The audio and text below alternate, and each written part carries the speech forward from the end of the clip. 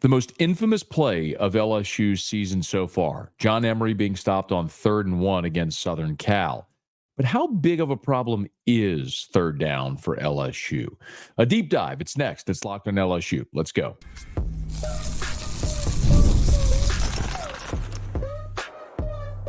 You are Locked on LSU, your daily podcast on the LSU Tigers. Part of the Locked On Podcast Network, your team every day. Okay, let's get it. It is Locked on LSU, your team every day. I'm your host, Matt Moscona. Glad to have you aboard with us here. Thanks for making us your first listen. We are free, available wherever you get podcasts, of course, on YouTube as well. And today's show is brought to you by FanDuel. Now through September 22nd, all FanDuel customers can bet $5 and get a 3-week free trial of NFL Sunday Ticket from YouTube and YouTube TV. Visit FanDuel.com to get started.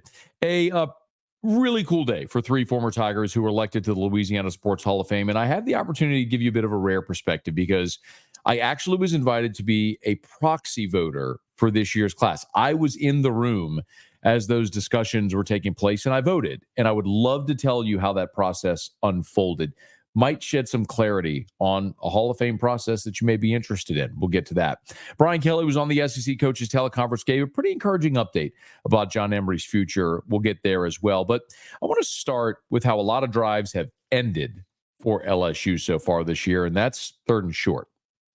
Third down is always a statistic that people highlight. It's whether or not you continue a drive. A lot of times scoring drives, your ability to convert on third down is massive. We all know that. You're watching this, you understand football, you get it. And one of the things that's really interesting to me is I know these numbers very vividly because doing this job, doing a radio show for a long time, some of these things you highlight and you just remember. For example, the 2013 LSU offense was a record-setting offense. We all think 2019 for good reason, right? That was the greatest team in the history of college football. We'll certainly think about 2023 because of Jaden Daniels, his otherworldly season, but people may not immediately default to 2013. But that was a record-setting offense.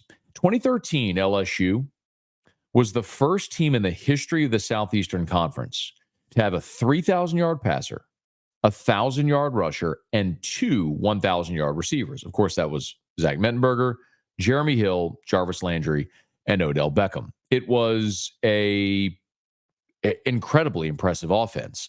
The problem that year, of course, the defense was young and immature and not great, and so they just didn't have a great season. They ended up in the Outback Bowl where they beat Iowa. And of course, Zach Mettenberger hurt his knee at the end of that season against Arkansas, as we well remember. But that offense was great. And one of the statistics I'll always remember about that team is they averaged 57% on third down. 57% third down conversions. I remember another stat. The red zone, they were nearly 100% in the red zone. 75% of the red zone possessions were touchdowns. It was incredible. Incredible efficiency. They were just terrible defensively. Sound familiar? About a year ago. Maybe this year too. But I tell you that because I want to put into perspective the 2 Heisman years LSU had, 2019 and 2023. So 2013 LSU converted 57% of their third downs. Jaden Daniels' Heisman year in 2023 at LSU, they converted 55% of their third downs. In 2019, the greatest offense ever, 50%, 5-0. So both 2013 and 2023 converted at a higher clip on third down than that Joe Burrow, Jamar Chase, Justin Jefferson, Clyde Edwards-Helaire, Thad Moss, that whole offense. Right now, through 3 games, LSU's about 41.7%. So right about a little under 42%, which is not a bad clip. If you're converting in the 40s on third down, that's pretty good. For what it's worth, LSU's opponents are converting about 35%. LSU has not been great on defense, but still their opponents are only converting 35%. So you're at a good clip. You'd love to improve, and you can be better. But what Brian Kelly, when he was on the SEC Coaches Teleconference on Wednesday, was asked about, when he was asked about third down, he didn't specifically talk about third down or broadly talk about third down. He specifically talked about 3rd and short, and more specifically, 3rd and 1 to 3rd and 3. Give a listen to what Brian Kelly had to say. And I'm going to come back and add some context because I pulled all the numbers today. I want to share it with you. Here's Brian Kelly. I think where we feel like we need to be better is the 3rd and 1 to 3 area. I think we've done a great job in medium to long, and that's an area of constant evaluation and the need to execute at a higher level. Our competition has been really good. We haven't had the luxury of having an easy entry into the season. So you're able to really critically evaluate the areas you need to get better at. And I think 3rd and 1 to 3 is an area that we're really focused hard on in terms of being able to up that efficiency. I want to touch on what Brian Kelly said about the competition, because that is a big part of this. But first, 3rd and 1 to 3. Here's the numbers, okay? And I understand, look, if you're watching or if you're listening, it doesn't matter. Even if you're watching, I don't have a graphic to put on the screen here. If you're listening, I understand sometimes when people are listening to numbers, they can get lost. It doesn't always translate well. So I don't necessarily want you to focus so much on the numbers, like trying to memorize them, but more so on what these numbers tell you, because there is a big picture story this is telling. Okay. So on the season, LSU is 15 of 36 on 3rd down. That's 42%, 41.7%, right at 42%. They've had 18 opportunities. 18, so half. So 36 3rd downs, 18 of them have been 3rd and 1 to 3rd and 3. So half of them have been 3rd and short. LSU has converted 10 of 18.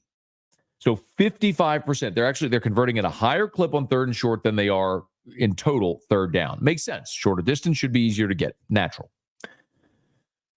Against Southern Cal, so each of their 3 games, Southern Cal, Nicholls, South Carolina, 6 times in each of the 3 games, LSU faced a 3rd and 1 to 3rd and 3. Against Southern Cal, they were 3 out of 6. Against Nicholls, 5 out of 6. South Carolina, 2 out of 6. And I think when we dig deeper, it starts to tell the story, okay?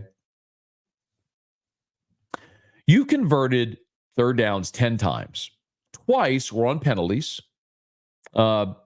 Nicholls had one of those delay a game penalties. And it was... I'm trying to see though. I have it all charted here. I'm sorry. There was. I'm sorry. It was both against Nicholls. Forgive me. There was a pass interference against Nicholls on a 3rd and 1 and a defensive delay on a 3rd and 2. So both the penalties came against Nicholls. So 2 penalties have converted. 3 runs have converted. 5 passes have converted. You have been more efficient converting 3rd and 1 to 3rd and 3 on pass plays than you have on run plays, which that makes sense, doesn't it? Let's just look at USC, for example. You had a 3rd and 3, Caleb Jackson ran for a yard, didn't make it.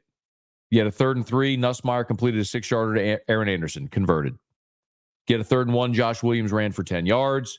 3rd and 1, Kyron Lacey caught one for 8 yards. 3rd and 3, CJ Daniels for 2 yards, you were short. And then the infamous John Emery 3rd and 1 where he got knocked for a loss. So of the 3 conversions you had, 2 were receptions, 1 was a run. Of the 3 that didn't convert, 2 were runs that didn't convert, 1 was a pass that didn't convert. I guess my point is here, as you look through these numbers, on these 16 plays, on these 18 plays, it's effectively split right down the middle, run pass. So Joe Sloan isn't predictable by personnel. He's not predictable by down and distance. They have literally run and thrown the same amount of times they have thrown in those 3rd and shorts. But the passes are converting at a higher clip than the run, which tells you Garrett Nussmeier is making the right read. You have short-handed receivers, and you're not necessarily blocking as well. So this illustrates the point that a lot of us have. Now, here's the thing. I don't have the magic unlock. I don't have the magic wand I can wave to tell you here's exactly what they have to do to fix it. But the point Brian Kelly was making there in that soundbite, which is so true, is because LSU hasn't had an easy start to the season, Their deficiencies have been exposed. Like, you could have done what Tennessee or Ole Miss has done and played nobody. I mean, Ole Miss and Tennessee played their Power 5 non-conference, but Ole Miss played Wake Forest and Tennessee played North Carolina State. You went out to Vegas and played Southern Cal and Lincoln Riley's offense, and you lost. So you could have had a cakewalk, and maybe you wouldn't have been challenged, and you have a false sense of security. Remember the 2008 LSU team coming off a national championship? They went to Gainesville that year undefeated, ranked third in the country. That team lost 5 games. It was a false sense of security and confidence in that team because you were beating vastly inferior teams. And when you were challenged, we ultimately saw what happened. So while those numbers may not be awesome or really encouraging, or watching LSU struggle in some of those short yardage situations, the benefit of it is now you know what to work on. And I'll continue to stress this. The next 2 weeks, you're playing UCLA this Saturday as a 24.5-point favorite. And then you're going to be a massive home favorite as well against South Alabama. And then you have an open date. You challenged yourself the first 3 weeks, and now you know over the next 3 weeks what you have to work on while you get healthy before Ole Miss comes here. I understand there's a lot of people that don't feel great about where things are right now. You lost a game, and you found yourself down 17 on the road against South Carolina and had to rally to win. But mathematically, everything is still there. You're a heavy favorite the next 2 weeks, then you have an open date, and you have a really favorable spot at home against Ole Miss. Just keep getting better. And keep those third down numbers in mind, because they have been very diverse. 50-50 split on run pass on third down. They've converted better to throwing the ball on third and short than they have running it. See if maybe they can work on those third and short runs to convert at a higher clip, to look maybe more like they did in 2019 or 2013 or 2023. Okay, it's Locked on LSU. One guy who you'd love to have for any of those third downs or any of those downs, period, is John Emery. Brian Kelly gave us an update on his status after he tore his ACL. Stick around. It's Locked on LSU, your team every day. Love telling you about our friends over at FanDuel. You've heard us talk a lot about FanDuel here on Locked on LSU. It's America's #1 sportsbook. Well, we got something a little different for you. Now through September 22nd, y'all, the clock is ticking. All FanDuel customers can bet just $5 and get a 3-week free trial of NFL Sunday Ticket from YouTube and YouTube TV. Then, with a YouTube TV base plan, you'll be able to watch every regular season Sunday afternoon out-of-market game. All you need is a Google account and a current form of payment, and you can cancel anytime. Just visit FanDuel.com to download America's #1 sportsbook. Maybe you want to bet that $5 bet on LSU and UCLA this weekend. Tigers are a 24.5-point favorite. Big number. If you don't love it, you want to take UCLA in the points or a money line play on LSU. You make a $5 money line play on LSU, it'd still work. All you got to do is visit FanDuel.com to download America's #1 sportsbook. That's FanDuel. And, of course, also, we've been so pleased to be able to tell you about our new partner here with Roy. So much conversation about NIL. Have you heard about Roy? It stands for Return on You. It's a new platform that lets you, the fan, get involved in NIL like never before by making contributions directly to your favorite athlete. So by supporting the players directly, you can shape rosters, you can retain talent, you can keep your favorite athletes out of the transfer portal. And as you all know, NIL has changed the game for athletes, and Roy is changing the NIL game for fans. The thing that I love the most, yes, you're directly supporting players. You get exclusive content access as well. It's one of the benefits being on Roy. But probably the best part is it's no risk contributions. Your contributions are securely held, and they are only distributed if the athlete makes the decision that aligns with the fan's support. If not, the money is returned to the fans. So hypothetically, if you do an NIL deal, you support a recruit, and they pick another school, they don't get the money, it's returned to you. It's Roy. You got to check it out. So download Roy for iOS or Android. Enter the referral code Locked On. You're automatically entered into a sweepstakes to win $5,000 cash. Did you hear me? Just visit joinroy.com. That's joinroy.com, ROI, joinroy.com for details. No purchase necessary. Void where prohibited. Get off the sidelines and get into the NIL game with Roy. Brian Kelly, while he continued on the SEC coaches teleconference, was asked for an update on LSU running back John Emery. We know the story. John Emery, a guy who has persevered through so much, was in his 6th season, coming off a torn ACL a year ago, late in November against Florida, persevered, battled back all through that adversity, rehabbed, got back, looked so good in that second half against Southern Cal. And then in practice, a non-contact drill before the Nichols game, John Emery went down with a torn ACL, 2nd consecutive year that's happened. And his career, for all intents and purposes, is over. Brian Kelly did say on the Feinbaum show a couple of Mondays ago that John Emery's focusing on life after football, but still a part of this LSU football team. And it was pretty encouraging to hear Brian Kelly on the SEC coaches teleconference on Wednesday morning talk about what exactly John Emery's role will be with this team for the remainder of the year. He is now able to be around the team. He was here yesterday. He'll begin to travel with us on our next travel, and we're ready to kind of get him back with us in the meeting rooms to help some of the younger players, because he can be a great asset for us. So generally after, the surgery, we give the guys some time. That usually takes a week or two, and he's now past that window, and he'll begin to start attending meetings and be a great mentor for those younger guys. So I love that. It reminds me a lot of what happened with Christian Locketshire, who, full disclosure, Christian is a friend and was a great former Tiger, who, was living in Lincoln, Nebraska when he signed with the Tigers, played early back in 2013 as a freshman. In 2014 was the veteran on the team after playing in all 13 games as a freshman. A bunch of guys left early. He ended up starting all 13 games as a sophomore in 2014, took some lumps. Started again in 2015, then tore his ACL before the 2016 season. Came back in 2017, wore the 18 jersey. That was the first year of the Ed Ogeron era. Started all 13 games for his career.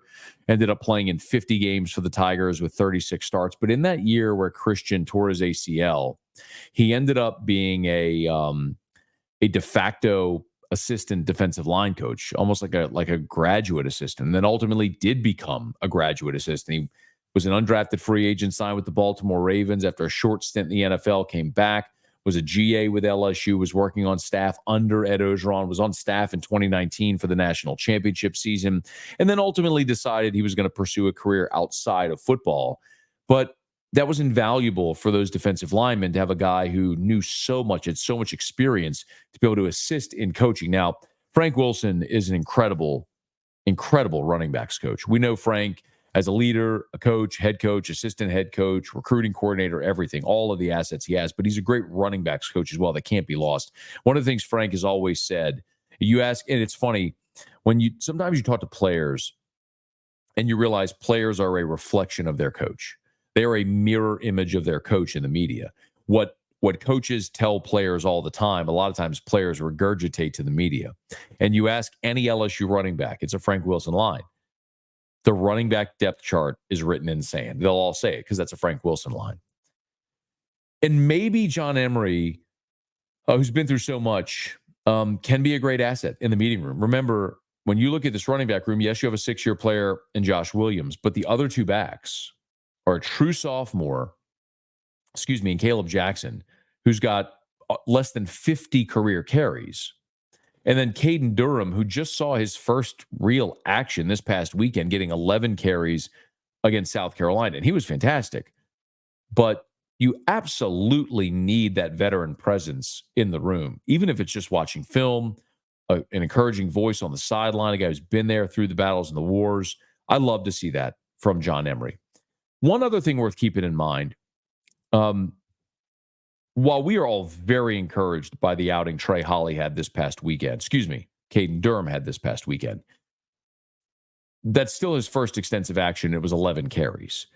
What happens when teams get game film of Caden Durham and they start to game plan for Caden Durham. Does any of that change? I don't know. We'll see. But we are still keeping an eye on the Trey Holly situation. So we are now into the middle of September, and this is about the time that continuance was supposed to go to court. And everyone I've talked to around LSU still maintains that they're confident Trey Holly is going to have the charges dismissed, that he's going to end up back with this LSU team this year. So that's something that could happen, remember, sooner than later. And if it does, you've got a game this week against UCLA, next week against South Alabama, an open date, and then, of course, you play Ole Miss.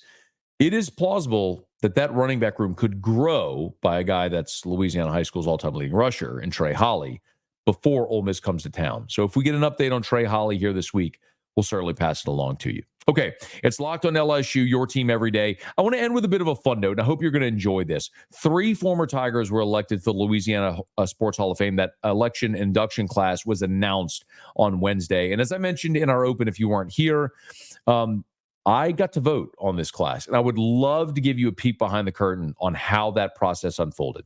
It's Locked on LSU, your team every day. Brought to you by Gametime. Y'all, LSU, UCLA this weekend. Need tickets? Have you downloaded Gametime yet? Why not? If it's concerts, sporting events, any live event, if you've ever gone on any of those ticketing apps, you got to check out Gametime. I love Gametime. It's so easy to use. A couple of things that I love. One, seat views. You go to Gametime, you look at the seat, you're actually looking at a picture from the seat, so you see exactly what your view is. Gametime has a lowest price guarantee. If you buy tickets through Gametime, and ultimately there's tickets in the same section close within, you'll see all the specifics.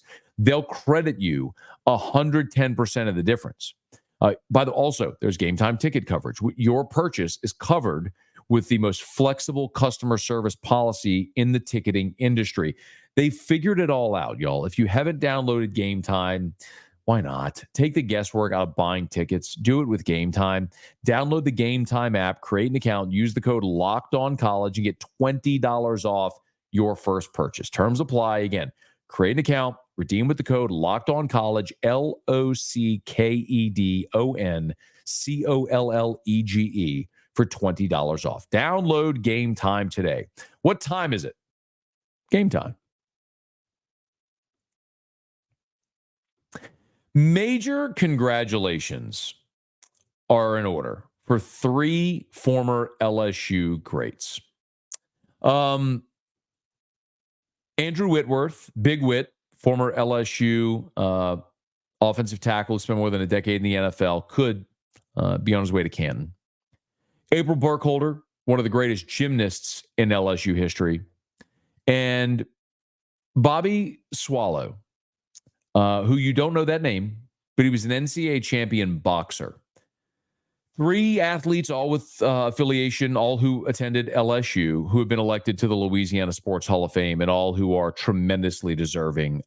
Andrew Whitworth from West Monroe was a great prep athlete, came to LSU as part of that class of 2001, starting left tackle on the 2003 national championship team, second-round pick of the Bengals, played more than a decade in the NFL, member of the All-Century team, as we well know, won a Super Bowl with the Rams, now does great work as an analyst, and probably at some point is going to be headed to Canton.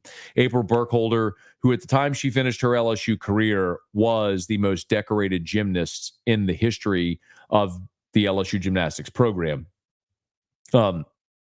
Since we've obviously seen the likes of Susan Jackson and Ashley Claire Kearney and so many other greats in this era, be it Kennedy Edney and obviously Haley Bryant and Sarah Finnegan, and ones that are going to be elected eventually into the Louisiana Sports Hall of Fame as well. But April Burkholder was a gymnast at LSU when I was a student, and she was the greatest ever at the time when her career ended. And then Bobby Swallow, one of the things I love about having sort of the this sort of veterans, it's not a veterans committee because it's all the same voters, but there's a veterans ballot of people who had competed long ago to have an opportunity for them to be honored because their careers ended years, sometimes decades before the Louisiana Sports Hall of Fame was ever instituted. But I wanted to give you a little bit of a sense of how the voting went. And I was so fortunate to have been invited to be a proxy voter. There were 43 people, men and women, who were in the room voting for the Louisiana Sports Hall of Fame. And there's a certain threshold of votes that you have to get. So you get a ballot. It's 1 to 6. You vote for your top 6. 6 points for the first place, 5 points for second, 4 points for third, and so on. And you have to meet a voting threshold to get in. And the thing that to me was so incredible, and why I think this is such an honor that has to be respected. Look, if the Louisiana Sports Hall of Fame wanted to elect 8 LSU football players every year, they could. LSU's been playing football for more than 100 years, almost 103rd, 1893, 131 years, if my math is right.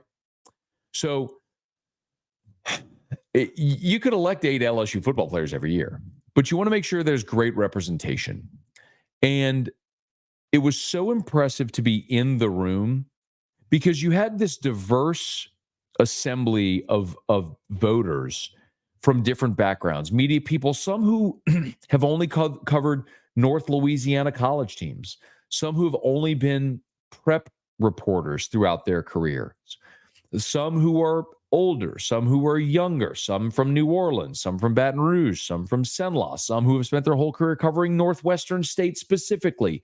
Dee Dee Bro was on the voting committee as well. So she had a lot to say, obviously, about April Burkholder. But what I came away from the process with was a tremendous amount of respect for how hard that process is. Because everybody that's nominated goes through an initial round of voting to be able to get on the ballot for consideration in that voting committee day when the class is elected.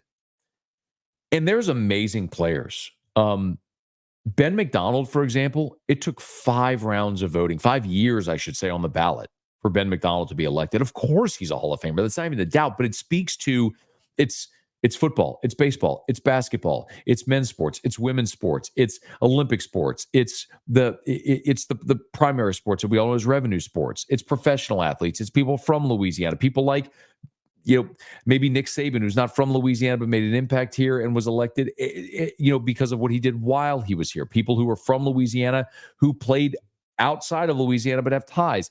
A guy who was elected and inducted last year like Daniel Cormier, who's from Lafayette, became one of the greatest MMA champions ever, didn't compete in Louisiana, but is from here. So there's such a giant, vast, rich history. And it was so incredible. And what I will tell you unequivocally is anyone who is elected to that Hall of Fame is worthy. The scrutiny and the process to go through that voting, the hours of rounds of voting, was impressive. Andrew Whitworth was an easy decision. April Burkholder was certainly deserving. And I'm going to tell you, I would really encourage you, if you don't know anything about Bobby Swallow, to go read his bio, go to lsusports.net and read on him, because it's incredible. I mean, this is a guy who won 4 high school boxing state championships, went to LSU, was an incredible boxer during his time at LSU, a championship level boxer, and someone who is so deserving of this honor. But for the veterans component of the voting, many people would never know his name, but he was certainly worthy. So I hope you take time to dig into the class that was elected. On a very personal level, it was a great honor for me because my high school football coach, Dale Weiner from Catholic High, was elected. And I had the great honor to be able to vote for my coach in his election year. And that's something I'll always remember and cherish. And I'll look forward to watching this class get inducted. So congrats to the 3 LSU Tigers that got elected. And it was my honor to be a very, very tiny, minuscule part of that. But I can tell you, rest assured, that that Louisiana Sports Hall of Fame, that is a great honor of which anybody who's elected should take great pride. And if you've never taken time to go to Natchitoches to go see that Hall of Fame, to do a day trip or spend the night in Natchitoches, It is so worth it. Book a trip. Take your family. There's a beautiful hotel right across the street from the Hall of Fame. You can spend a day walking through the Hall of Fame. You can go to lunch right there on the river in Natchitoches, walking distance, bars, restaurants, shops. It's just gorgeous. It's a great, great way to spend a day. Or maybe we'll see you for the induction ceremony coming up this summer for the class of 2025. Congrats to the electees. We'll look forward to celebrating this summer up in Natchitoches. Okay, that's going to do it for us here. Put a button on today's episode of Locked on LSU. Thank you for making Locked on LSU your first listen today and every day. We thank our everydayers as well. You know who you are. Those of you who are here every single day, and we welcome our first timers. So thanks for being here. And make sure for your next listen, check out Locked on College Football. It's linked in the description of this episode. Hey, do us a favor. If you're on podcast, subscribe on your favorite podcast app. Rate us, leave a review if you're on YouTube. Please subscribe, smash that like button, hit the bell so you're notified whenever we post a new video, and let a friend know if they love the Tigers. We got you here every single day for Locked on LSU, your team every day.